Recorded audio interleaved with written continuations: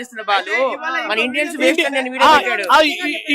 Indians waste అంటున్నాడు అబ్బా. ఇండియాకి వస్తే ఏందో చూపిస్తారు ఇండియా వాళ్ళు, రాంది ఎక్కడ చూపిస్తారు? వస్తే ఇండియా వాళ్ళు ఏందో, ఇండియా వాళ్ళ ప్రభుత్వం ఏందో చూపిస్తారు. ఆయన రావాలి కదా.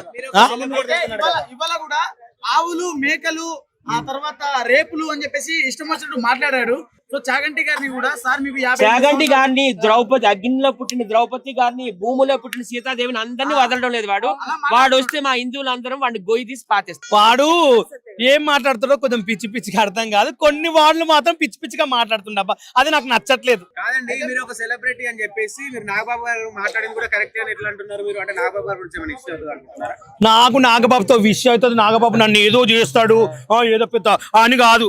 నాగబాబు కాదు, ఎవ్వరు ఉన్న ప్రపంచంలో ఎవ్వరికి నేను భయపడను.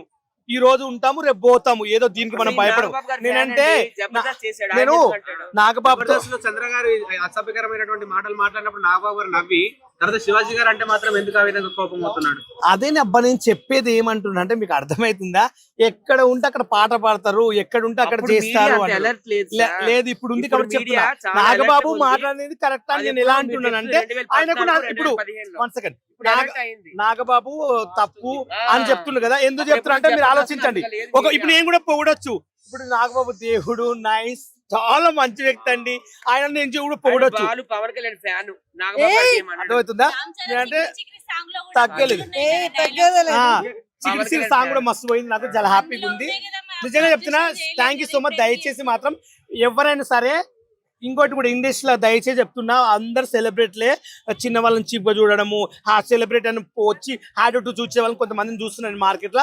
కొంచెం మైక్ ఉందని చెప్పి ఇష్టం ఉన్నట్లు కూడా మాట్లాడకండి, కొంచెం తగ్గించుకోండి. ఎందుకంటే కొంతమంది మేము షోలకు వెళ్ళినప్పుడు, షూటింగ్కి వెళ్ళినప్పుడు, ఎక్కడికన్నా షాప్ ఓపెనింగ్ నన్ను పిలుస్తున్నారు, ఇప్పుడు ఒకరిని పిలిచిన సెలబ్రిటీ వీళ్ళు పెద్ద ఓవర్ గా ఫీల్ అయిపోతుంది. ఎట్లా అంటే నేను ఏదో పెద్ద దేశాన్ని ఉద్ధరించి ఏదో కుటుంబాలకు బియ్యం లేని నేను ఏదో బియ్యం ఉప్పు కారం ఇచ్చిన ఫీల్ అవుతారు. మీకు నిజంగా సెలబ్రిటీలు అయి నిజంగా మీకు పేరు ఉంటే ప్రజలు కొంతమంది వాళ్ళకి హెల్ప్ చేయండి నాయన. అంతేగాని ఏదో పెంచుకోవాలి దిగి ఇక్కడ వరకు వేసుకుని ఆయన కాదు.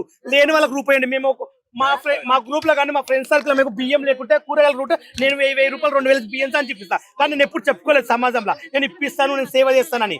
నేను బెట్టింగ్ కొన్ని కోట్లు సంపాదించేవాడిని. అయితే హీరోయిన్లు కూడా అసభ్యకరంగా బట్టలు వేసుకోవడం అది కరెక్టేనా? ఇప్పుడు బయట వచ్చినప్పుడు నేను ఏమంటున్నానంటే, హీరోలకు దయచేసి మీ షూటింగ్ల వరకు ఇలాంటి బట్టలు వేసుకున్నా మాకు నో ప్రాబ్లం. యూత్ కావాల్సింది ఏంటంటే ఆ సెక్సీ కనిపిస్తేనే కొంచెం ఆనందపడతాను. నేను కూడా ఆనందపడతా. సెక్సీ ఉంటే ఎవరంతా అబ్బాయి ఏమో ఎంత బాగుండేది హీరోని, ఈ దాంట్లోనే నాకు ఒక ఫీలింగ్ వస్తుంది.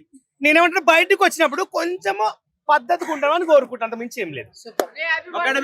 గురించి చెప్పండి ఒక మాట. ఇక అదైతే ఇంకా జనం స్టార్ట్ కలిసి అన్నప్పుడు చెప్తే, ఈ రోజు నా బర్త్డే కాబట్టి స్పెషల్గా మీ అందరికి ధన్యవాదాలు.